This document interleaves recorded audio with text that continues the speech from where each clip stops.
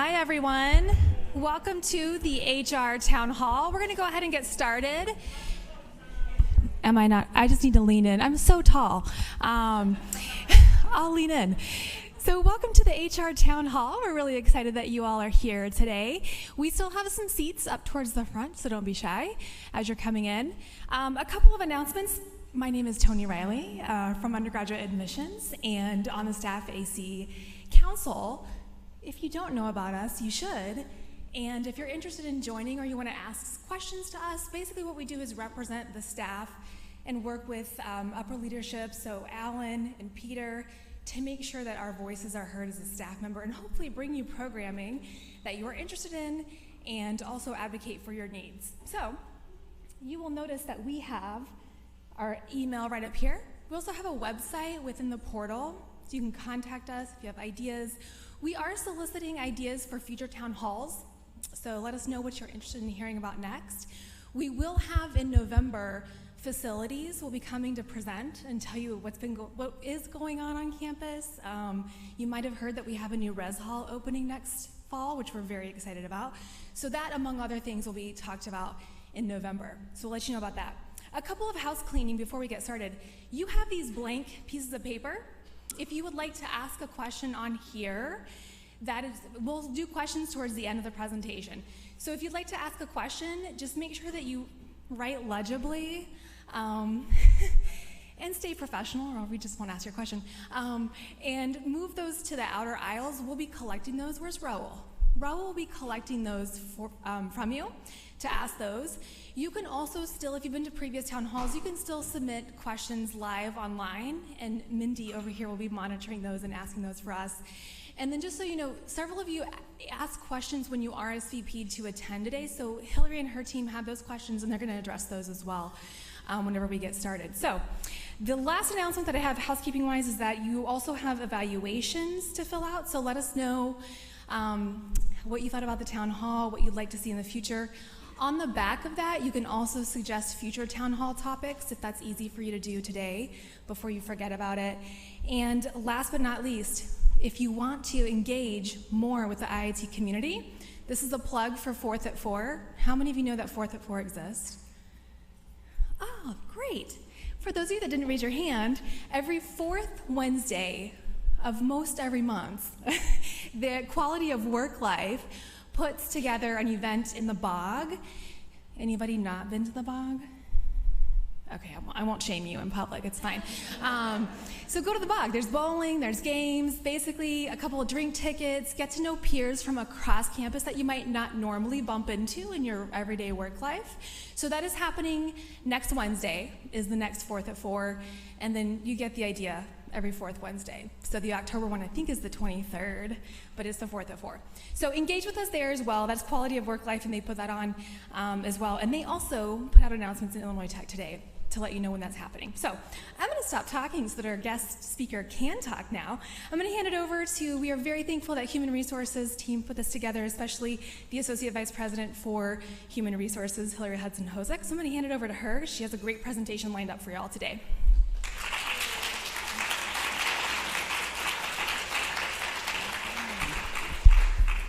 All right, hi everybody. I'm thrilled to be here today. It's great to see so many people attend. I know we have people watching online as well, so welcome to all of them as well. So yes, I'm Hilary Hudson Hosek of Human Resources, and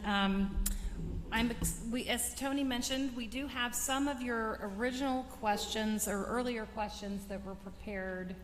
I guess they didn't need that slide after all. That we're going to cover. I'm going to go through some slides, then we're going to go through some of those questions, and then we'll open it up to all of you, as well as maybe looking at some of the questions that people are passing around on a piece of paper, okay? So, who am I? I put together this very colorful slide, and if you're actually interested in reading through the whole thing, you can look at it online when it's posted. I think the relevant things here that you want to know about would be really what's the background that I bring. So I have over 25 years of experience in the field of human resources, and I have a master's degree in HR. In terms of the industries that I built my experience from, there's a lot of consulting firms in my background, as well as some other higher ed at University of Chicago, and also a bit of high-end retail real estate, which was a bit of a departure, but also very interesting. And what I found from that departure is that human resources is more or less pretty much the same at every organization. It's all about the people and their needs and their development, their growth, their satisfaction. So it's fun to be able to kind of take that knowledge across organizations. The expertise that I've built up includes the performance review processes, compensation, learning and development, culture building, executive coaching, recruitment, implementing various HR systems, so kind of lots of different things that hopefully will come in handy here. I also did a little exercise that you might enjoy doing with your team. We had fun with this. I asked the team just a series of questions and wanted to see what we got back. Again, I'm not going to read through all of this. If you're interested, you can read it online.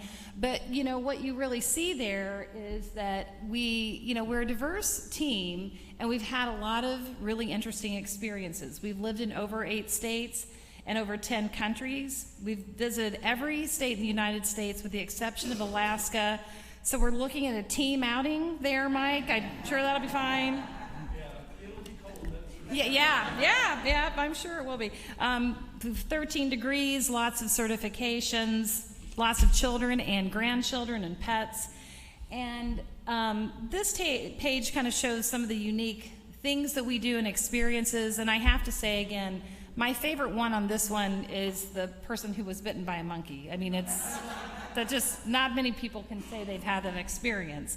But the main thing here is we have a total of 188 years of work experience, so that's got to count for something, right?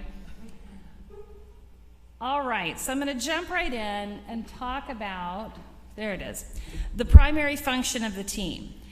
So I'm going to show you a chart in a few moments. I'm going to ask the team to stand up, but what I want to talk about here really is what are the 3 kind of main buckets of the team. And the team really works kind of in and out of these 3 buckets, but if you had to bucket into 3 areas, I would say we have our HR business partnering as well as student employment. And that's a lot of the face-to-face interaction with employees, managers, everything from the review process to compensation, employee relations, recruitment, onboarding, training for student employee managers, federal work study. Then we've got the HR operations budget. That includes all of your benefits, disability, the 403B management, open enrollment, the employee assistance program, and compensation strategy and analysis. Then we have organizational development, and this includes our internal consulting for strategic university-wide changes and projects, and we're also currently focusing on process improvements and on learning and development. This is populated by the 2 members of the former Continuous Improvement, Office of Continuous Improvement, which essentially still exists, but we've broadened their scope, and that would be Megan Mozina and Molly McDermott. Do you guys want to go ahead and stand up, since I already said your name? Thank you. Yes. So this slide then puts some names to that structure. Under the human resources and student employment, you see, and please stand up, guys, as you hear your names. Amit Thomas, Director of Human Resources. Amit leads the HR Business Partners and Student Employment Office. Lisa Horn could not be with us today, but we do have Melissa Munoz-Rush, HRBP. Muqaddis Munir, HRBP and Student Employment. Catherine Potts, Student Employment. Then in the HR Operations section, we have Victoria Rill. And I gotta make sure I say this right. Anjali Rabindranath. I did it. And then again, org development is Megan and Molly. So that's the HR team. So the part of the HR structure that I really wanted to introduce to you today and talk about is this HR business partner model, which is a little bit new. It's not uncommon in different organizations, but the idea is you have a group of people who really are there for the front line, day-to-day issues as individuals and managers run into those issues. So we have HR business partners, including myself and Amit, assigned to all the different areas. And this will be posted on the website as well. And you can see, you don't have to remember who the person is. You can always look it up and see, oh, who is my HR business partner? And you can start there with your question. Now, if it's something that they feel needs to be escalated to either me or Amit, they'll just run it up to us. You can also feel free to stop in and see any of us at any time. But if you want to kind of have a little bit of a faster experience, you might want to start with your HR business partner. And again, they're there to help you with everything from ER to recruitment to performance review issues, questions about the system, kind of anything and everything, okay? So I'm going to jump into, I've been here since January. So what have we accomplished? So one of the first things that I did when I joined with the help of Molly and Megan was do these focus groups, and I got to hear people talk about their concerns and issues with the review process, recruiting, and onboarding. Those were kind of the three big buckets that we focused on at that time. Got a wealth of information from that. That was very helpful. The second thing is I looked at people admin right away because I had a lot of feedback from people on people admin.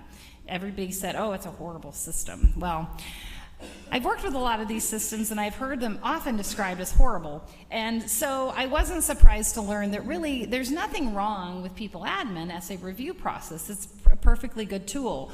What was not good was that the data in people admin was extremely outdated. So all of these review systems depend on the reporting relationships being accurate, that all the people that you can see in your queue if you are a manager are active employees, and you can see them if they are assigned to you as your reviewee.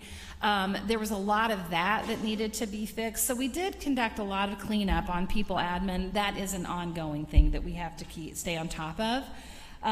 We completed the review process with a higher rate of completion for reviews, so that was great. We just completed the merit increase process. And what was different there was we provided leaders with a number of data points to help them make their decisions. We provided historical ratings, which I think was especially helpful when it's a manager who maybe just had newly become the manager for this individual. But historical ratings, market data, prior increases, so just additional information for them to think about as they made their decisions. We also conducted a survey with all staff on changes to the performance review process, as well as the learning development needs and preferences that you have. And we've also been conducting some live training programs offered through our Employee Assistance Program. We've most recently offered diversity and inclusion programming to leadership. And we're kind of halfway through that process, and so we're collecting feedback. Based on that feedback and our observations of the programs, we will look at what we should roll out across the board for everybody. We're offering a mini conference September 26th and 27th, which includes kind of a mix of different training things that you might find interesting. That is open to all staff. So if you're interested, there's the link. There's also been emails that have gone out from me that have the link, and so you can take a look at that if you're interested. We also, this was not through the Employee Assistance Program, but earlier in the year we provided training to all managers on writing reviews and delivering reviews.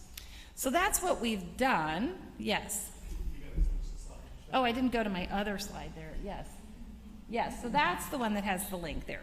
So that's stuff that we've done. I mean, there's other things, but those are the big things that we thought you might be interested in hearing about. What do we still have to do? There's plenty to still do. Again, as I mentioned with people admin, we do need to continue cleaning the data in that system and making sure that's all absolutely accurate, and it's really an ongoing thing. One of the things that's interesting for those of you who work with Banner is that I was surprised to learn that when an employee is hired through People Admin, let's say you're a candidate and you apply through People Admin and then you're hired, that does talk to Banner. And so that original reporting relationship drives right into Banner, and that's accurate. Banner doesn't talk back to People Admin. So let's say 2-3 years later, your manager leaves or goes somewhere else and you have a new manager. That gets updated in Banner, but it requires a manual update in People Admin too. And that really is the issue that we ran into. So again, that's ongoing. The performance review process. So again, thank you for the feedback that many of you gave. In the next couple of weeks, we should be sending out a communication clarifying all of the changes. But at a high level, we're going to move to a 5-point rating system. And our evaluation form is going to be updated as well. Those of you who have been through the review process here are probably used to looking at a review form that evaluates you based on how you made progress towards your goals, as well as how you did your job functions. So when I got here and I saw that, I was a little surprised because I have literally never seen that type of a review form. Most review forms are structured around a series of common competencies or areas of work that are applicable to everybody. So think about it like collaboration and how well you communicate and how well you manage through your day-to-day work. When you start thinking of those common competencies, you start realizing that everybody's job functions can funnel into those. So if you evaluate everybody on the competencies, you are getting greater consistency in how you're evaluating people, and we're all thinking about performance in a very similar way. So you'll be hearing a lot more about that. One of the things I do want to point out about this is that it in no way means that our job descriptions are no longer important. The job descriptions are extremely important. So there will be a point at least once every year where we say to managers and employees, this is a good time to go in and make sure your job description is fully updated. If there are any changes, submit the changes. We'll get them approved through the process, because you still need to understand, what am I responsible for? And you want that documentation there in place so that there's no confusion, right? And then if you start taking on new things, you want to have that added in because you want that record to reflect that. So we will still make sure that the job descriptions are updated. Learning and development. We really want to provide training options for everybody. It'll most likely be in online formats as well as some in-person formats. So we're looking at different tools that we can implement.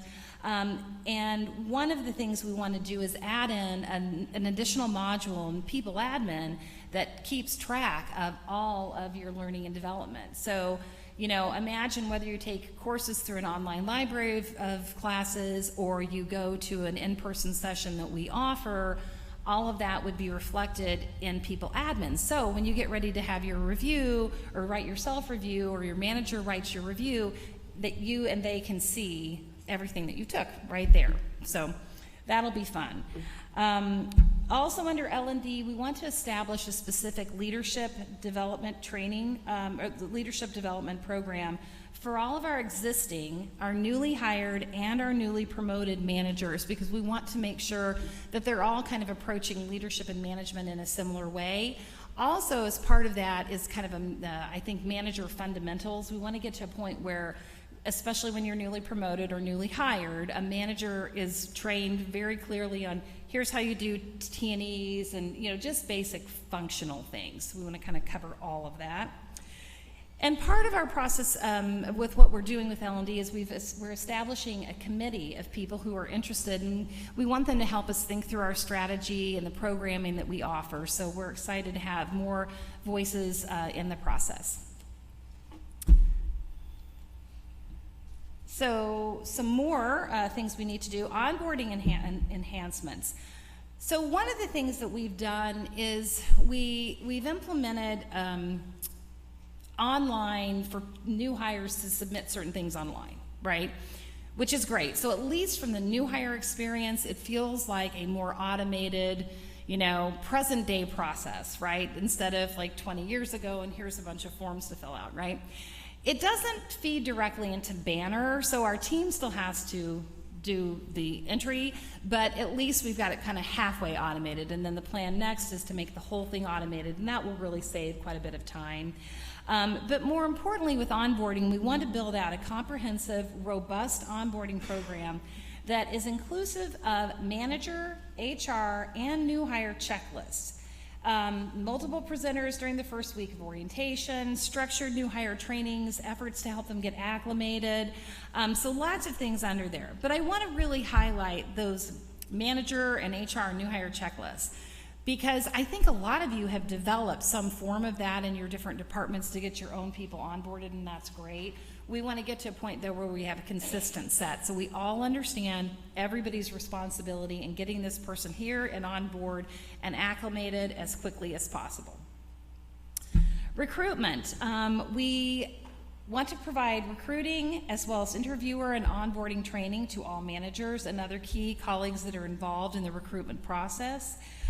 We also want to provide more support in the area of recruitment in terms of sourcing and assessing candidates. And then data processing enhancements. There are a few different things that we've been looking at, but what this really gets to is the process by which people fill out paperwork, or sometimes it's done online, how that gets to HR, if it even makes sense for it to get to HR, but then somewhere it gets approved and things get processed. Right now, it's a pretty unwieldy, if you map it out, it looks really messy. So we want to get that mapped out and understand where we have some efficiency opportunities, and that's something that's more on the back end, but hopefully then down the road you all will feel that, because things will get processed more quickly. There will be, you know, fewer opportunities, or you know, where you're saying, hey, what's going on with that thing that I submitted? Like, it'll just happen. So we'll get there. So again, those are just a few of the things we've accomplished and a few things that we're focused on going forward. I'm going to go ahead and move now into some of the questions that were collected in advance, because I thought they were great questions that I think a lot of you probably have interest in, and you know, then we'll open it up a little bit more. So the first question was, how is the institution planning to address disparities in staff salaries for employees who are not earning wages comparable to their peers?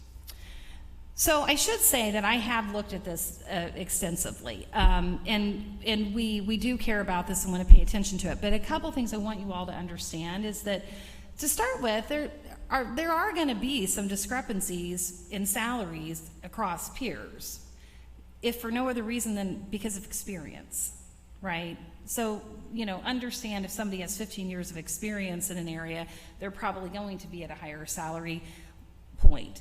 And when you look at market data, for those of you who are not familiar with it, when you look at market data, it shows a range of salaries that exist for a given role in a given marketplace, right?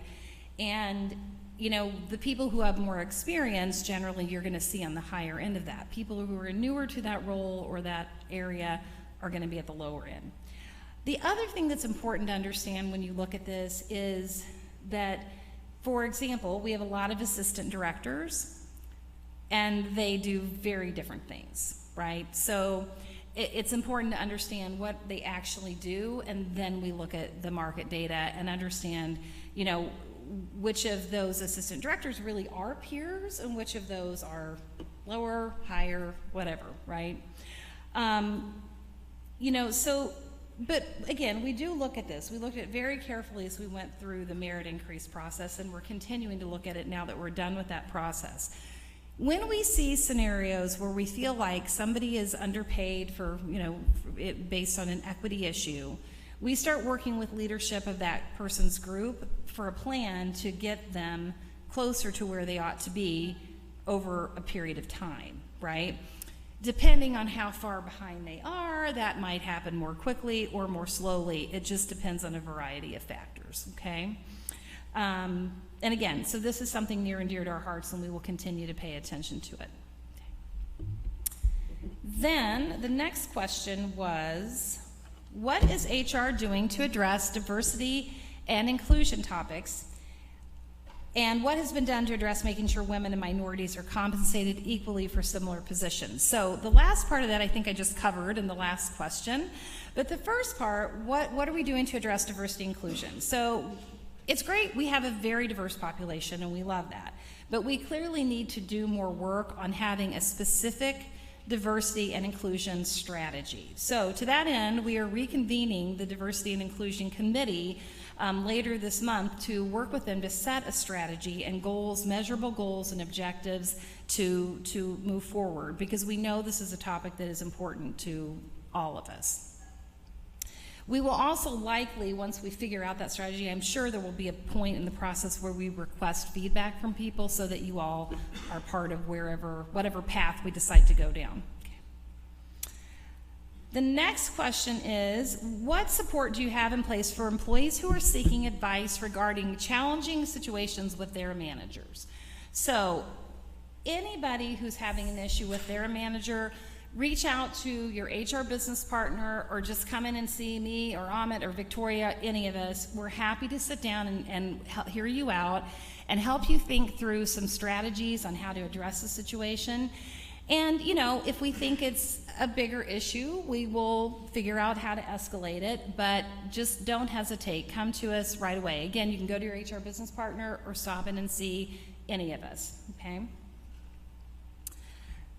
The next question I thought was really interesting, and I love it that it was asked. When should employees be using Ethics Point versus directly contacting HR with issues regarding workplace conduct, the environment? What options offer employees the greatest anonymity and protection from retaliation? So, you know, if somebody comes to us and they're worried about retaliation, you know, these situations vary so much, right? But we will always do our utmost to help you remain as confidential and anonymous as you would like to be. And if we get to a point where that we can no longer do that, we will make sure that anybody involved in the process understands that retaliation is not acceptable in any way, shape, or form, okay? But in terms of back to, is it Ethics Point or HR? So Ethics Point really is designed to be a resource for people to go through if they see that there's some unethical thing happening. Now, in reality, a lot of things that you think of as HR issues are going to overlap with that. So you can really pick your poison, right? You know, I think the real advantage with Ethics Point is that if you're really concerned about anonymity, you do have the option when you file an Ethics Point complaint of staying anonymous. Now, if it is deemed to be a human resources issue, that Ethics Point will come to me for an investigation anyway. So whether you walk into HR and share your concerns, or you go through Ethics Point, if it really is an HR matter, it's going to come my way. We're going to investigate it.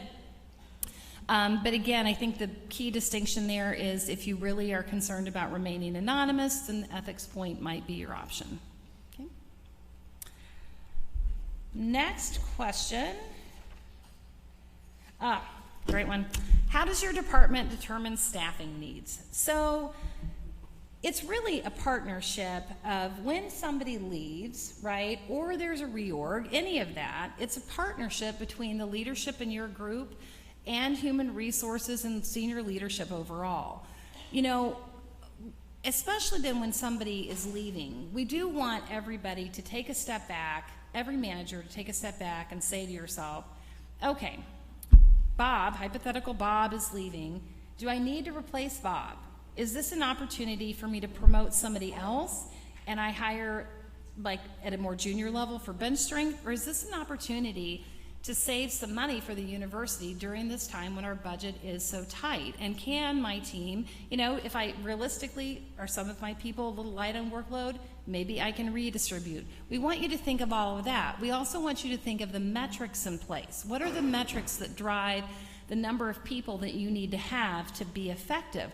Whether it's that you don't need as many as you have or you need more people, right? But you need to establish some metrics, and you can do that with your leadership. And then in terms of what is the process, so if somebody comes in and says, we've had a departure and we do want to replace them, if they've already done their homework around metrics and analyzed the situation and their senior leadership is on board, that process is likely to move more quickly. If there has been no thought into the situation other than Bob is quitting and I want to replace Bob exactly like Bob, the process will probably take a little bit longer, because we do look at each one as an opportunity to, can we improve, can we streamline, can we find some efficiencies? Every hire counts. Every hire is super important, so you want to make sure the role is the right role that you need, and if you even need the role. All right. The next one, sorry about that. The next one, we have two more. The next one, actually, maybe that is three more. The next one is around references. Somebody had made the point that they thought that asking people for references at the end of the recruitment process was sort of a waste of time and looked bad to the candidate. Can we please find a way to turn this off? Or tell references that they'll be getting a request for a letter but can ignore it. So I was surprised by this, because references are an important part of the recruitment process. Yes, I fully admit, the majority of the people who are listed as a reference, of course they're going to give you a positive reference for that person. However, if you're having a good conversation, you may find out from them legitimately, what is a way that I can help this person grow? What is something that I've always heard that they really would like to do, and maybe you can find that opportunity for them. I don't love the way we currently do it. I don't love the references, because I think it takes all quality out of the reference letters. I think it takes the quality out of the process.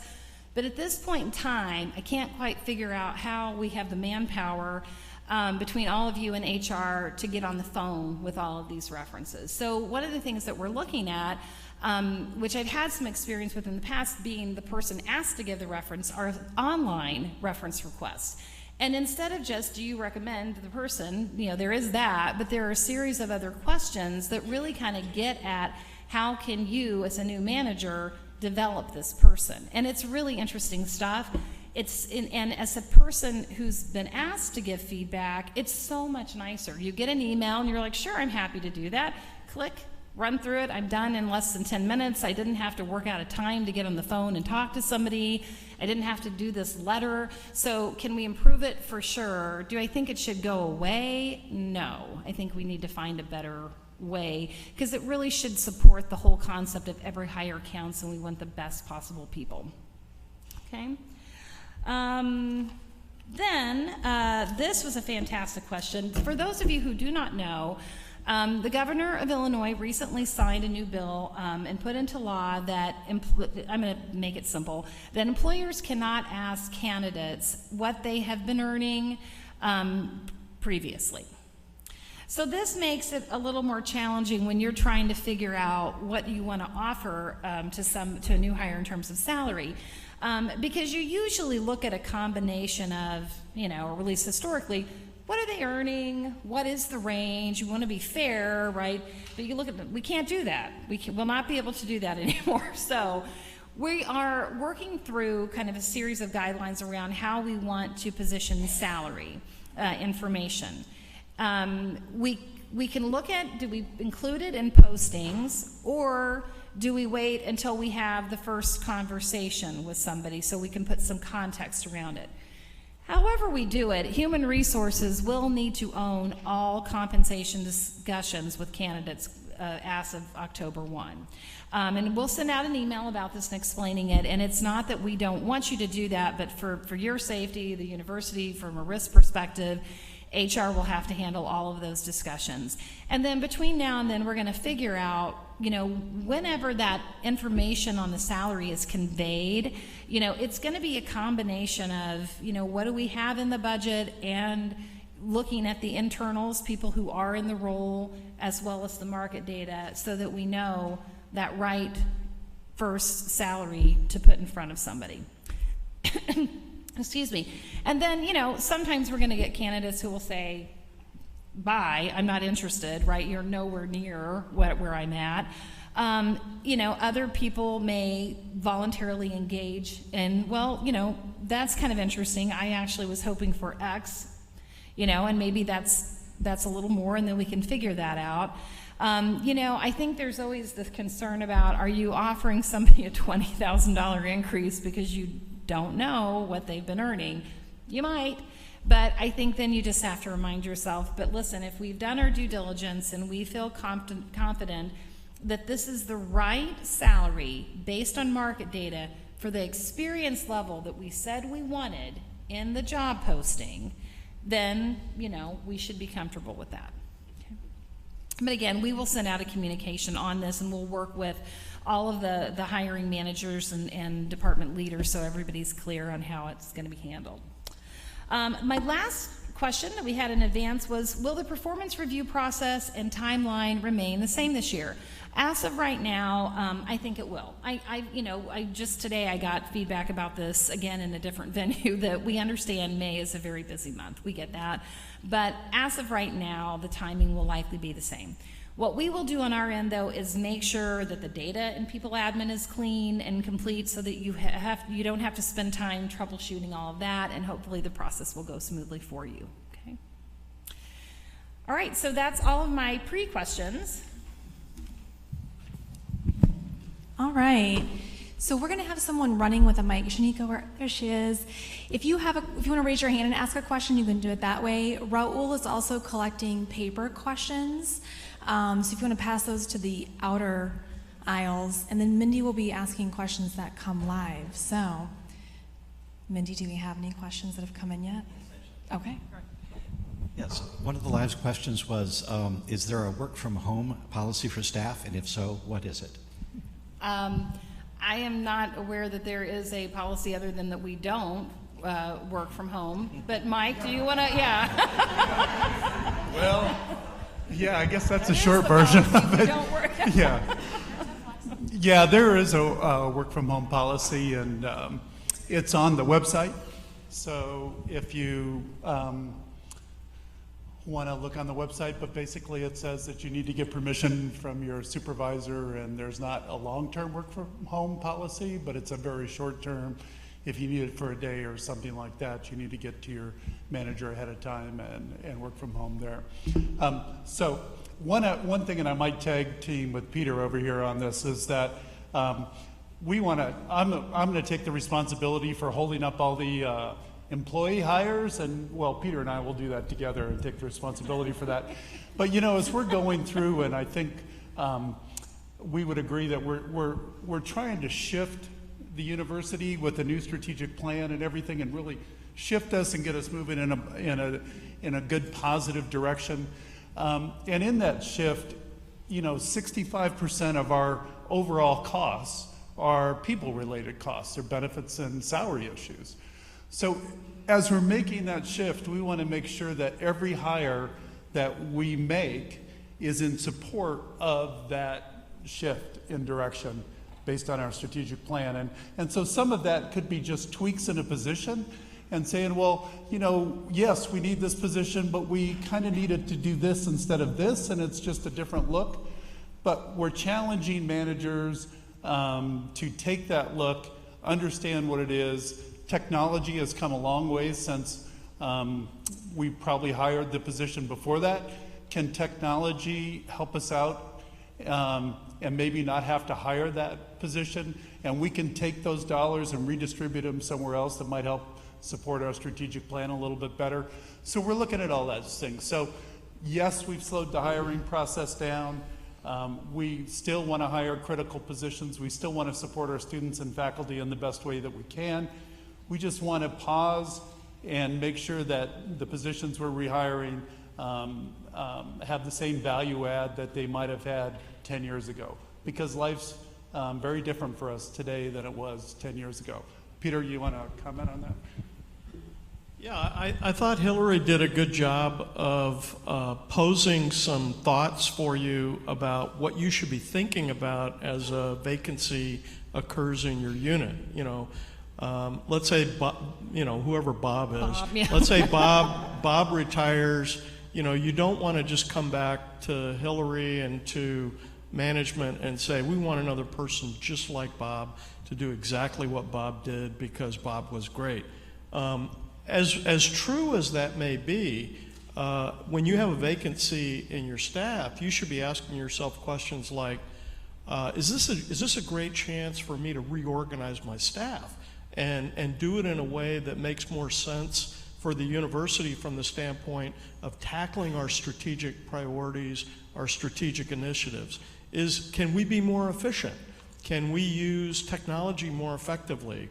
Would it be helpful for the existing staff that we have in that group to bring on board a technology expert who can help us use Banner or Salesforce or Blackboard or one of our other technology tools even better than we're using it right now, and extend our productivity so that we can tackle these revenue generating opportunities in the strategic plan? So I would just encourage you when you have, and I realize people are concerned that we're taking a long time to fill vacancies, and I will tell you with Mike, that's part of a strategy. So you're not just getting passive resistance, you're getting purposeful resistance, because we really are trying to shift the direction of the university very much in the direction that we think it needs to go to be much more financially sound 10, 20 years from now. And all of you are going to get a chance to read the strategic plan in a lot of detail, and I welcome your feedback on the plan. But this plan is, we're 9 or 10 months into the plan now, and I feel really good about the plan. The strategic priorities that we laid out at the March staff update and that we talked about back in the fall, those are still the priorities, and no one is saying, boy, these are dumb priorities. Why would you focus on that as a everyone's saying, yeah, those make a lot of sense. This is a good direction. There's some boldness to the plan. So when you have that vacancy, don't feel like we're just trying to save $1 or whatever. Think carefully about how you can align your staff unit with the direction of the strategic plan and how you can contribute more fruitfully to that. And I think things will go a lot better.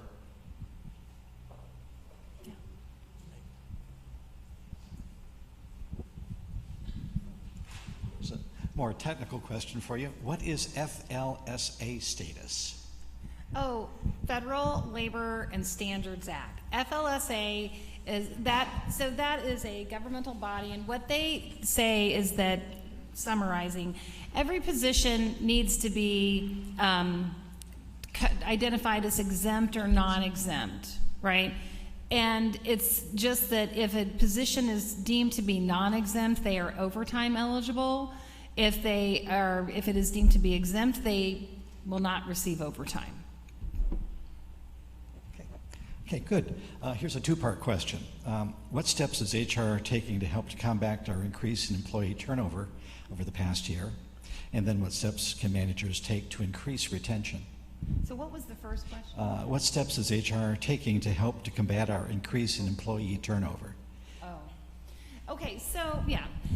So what are we trying to do to improve retention, really, right? So I think all of the stuff that you hear about, learning and development for all, better onboarding, manager training, making managers stronger managers, better at writing reviews, delivering reviews, looking at the compensation, making sure we are being competitive and equitable, all of those things contribute to retention. There is not one magic bullet, but I will tell you that study after study after study has shown that the number one reason that people stay or leave a job is usually their manager. So if we all want better retention, any of us who are in a management position, we need to be the best manager that we can possibly be. Good. Next question. Is there truly a starting salary cap per position that is set prior to the offer process? No, so the question was, is there a capped salary offer prior to going into the recruitment process? Well, okay, there's the budgeted amount. There's the amount that's sitting in the budget, right? Then we have to look at, but what position did you end up deciding you wanted to go fill, right? It might be entirely different than the one, right? So if it's a bigger job, we had to have thought of that. If it's a lesser job, we'd have to think of that and would have gone and gotten some market data. So we would have some data around that. But I mentioned this before, and this is a really important piece. When you write your job description, the job description and the amount of experience that you're looking for is really critical to finding candidates that are probably in that sweet spot of that salary. Too often I see happen here, and I've seen it everywhere I've been, is people getting distracted by, I call it the bright, shiny object. You post a position, you get a bunch of candidates, and lo and behold, one of them is outstanding. You cannot believe the experience that they've had. They would be perfect. You can imagine all sorts of different things that you would do. Now, when you run into that, you might have a moment of reflection and discussion with leadership around, hey, maybe we do need to think of this role differently. The majority of the time, that is not the answer. If you've done your work up front and you know what you're looking for, then you need to stick to that. And if the person is over-experienced, then yeah, in theory, there is a capped salary, and that person probably isn't going to fit into it because they're so experienced, they're going to be over that. But is there an official capped amount? Not really, other than we know what we have in the budget. So if we have to be careful of what's in the budget. So when we get to the point of extending an offer, we got to hopefully make sure it fits into that. Sounds good. Okay. Next question. Will there be training in people admin regarding the processing of posted positions and then processing the applications after that? It's not quite clear here. And processing the application for staff. Oh, that's a great question. So, I know we're almost out of time. So, two things actually, one wasn't asked. One of the things we do want to provide is more training for people admin when it comes to the review process, especially as we're making changes to the performance review process. But people admin in terms of the recruitment tool, that should be part of this new manager training that we build out and should be offered really to anybody. And on that one, the way I envision that is we could do a series of videos of showing people, here's how you would post a position, here's what it looks like when it comes back approved, and then here's what happens when it goes on to being, filled. Yeah. Good. Is there an IT trend toward hiring contractors instead of staff, and why? What's the difference? I think, is there an IT trend? Meaning, or IIT trend? Meaning Illinois Tech overall. Let's assume it's that. The question was, right. Yes, definitely IIT trend. Yeah, is there a trend toward hiring contractors instead of actual employees? And Mike, feel free to weigh in on this as well. I think there have been times when a group has not yet really figured out what they need that hire to look and feel like, but they will then get a contractor or a temporary to kind of fill the gap in the meantime. Anything else? Yeah. Mm-hmm. I think I can talk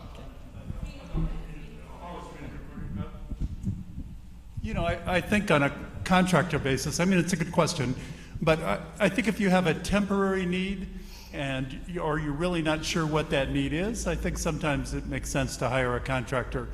But if it's a long-term need, the contractor solution is always probably going to be your most expensive solution to it if you've really identified what your need is. So I would say maybe it's a combination. Maybe you start with the contractor, especially if you think it's kind of, you're not sure how long-term it's going to be, and then you come back, and once you understand it better, you would fill it with a long-term person. But the hardest thing to do, so one of our biggest challenges in higher ed is that we operate under a very heavily fixed cost model. So, and we're very tuition driven. So we count on student revenue and all that. That's most of the revenue that we bring in is from students.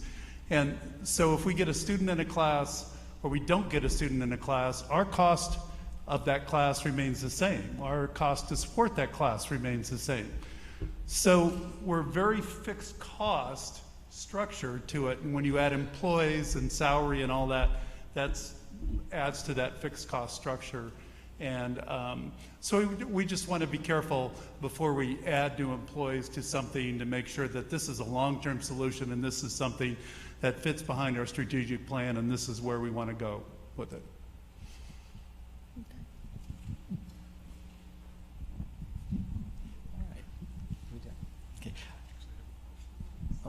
Okay. Next question. What is the max hours an exempt employee should work per week? Well, our work week is 37.5 or 38.7. Yeah, sorry about that. So 38.75. So that is really all the hours that a non-exempt person should work. Okay. If the question is, what do you do if there's a need, you feel like there's a need to do other work, you need to check with your manager about that, and they should hopefully help you figure out a solution so that you can still get your work done during regular hours. Okay. Okay, thank you. Next question. Will there be additional competencies for those in leadership roles? In leadership roles? Yeah. Yeah. So the way that we're building out the competencies, quite honestly, it's the same competencies for everybody, and there will be a description. And then there will be a leadership, there will be a few additional points that are really relevant to people in leadership roles as well. So same competencies for everybody and additional clarity on leadership's responsibilities within that competency. Okay, thanks. All right, those are all the ones that are in. All right. Well, I'm going to be selfish and take a question ask a question of you, Hilary. All these questions have been focused on what is HR doing and what is HR and how can HR help the staff. What can the staff do to help HR accomplish its goals? Oh, that's a great question. I love that question. So what can you do to help us meet our goals? You can come to us when you need us, for sure. Okay, don't hesitate. That's important, probably the most important thing. Secondly, you can be really thoughtful about your hiring needs. As a manager, you can, make it your objective to be the best manager you can be and recognize that one size does not fit all. What do I mean by that? I mean, figure out what is the right leadership style you need to take with each of the people who report to you, because that's how you're going to get the best performance out of them, the best satisfaction, et cetera. That will help you with retention. You help yourself with retention. You help us with retention. I think those are kind of, the important things. And as employees, I'm sorry, go ahead, Mike. Yeah, can I do one? Yeah. A little quick, because this is actually, it's a great question, and I'm glad it was asked. But the one thing that you can do as employees is take control of your development needs, right? Don't sit back and wait for us to help develop you. You need to come up with a plan for yourself, and you need to sit and talk about it with your supervisor, and you need to take control of it. We'll provide avenues for you to make it, but a lot of the issues that come through HR or come to me are dealing with management issues or something like that, and a lot of them could have been avoided had we had the right training in place in order to take advantage of that. So a lot of what Hilary's discussed is, we're going to do the onboarding, we're going to do the initial manager training. There's going to be some things that we're just going to require that and expect that you would go through. But other than that, when you're looking at where you want to be 5-10 years from now, that's on you. That's you, between you and the manager, and you need to drive that and make that happen. And we will help you in any way we can. But as part of the Staff Speak survey, management and training was a big issue. We're going to provide the avenues, and if we're not providing an avenue, then you need to come to us and say, hey, I need this type of training. This is what I need in order to do my job, or in order for me to make a move into the next position. As we're talking about how we're refilling positions and all that, I would much rather hire somebody if I have bench strength in-house and promote them and keep them on longer term than I would than going outside. So, and a lot of that is by you taking control of your own training needs. And it looks like we've come to the end of the submitted questions, so I'll turn it back to you. Well, thank you, everybody. This was great. I hope you enjoyed it. If you have any additional questions, I think you can still submit those online or reach out to any of us in Human Resources. We're happy to talk with you and answer any of your questions. All right? Okay. Thank you, Hilary. Have a great day. Thank you all.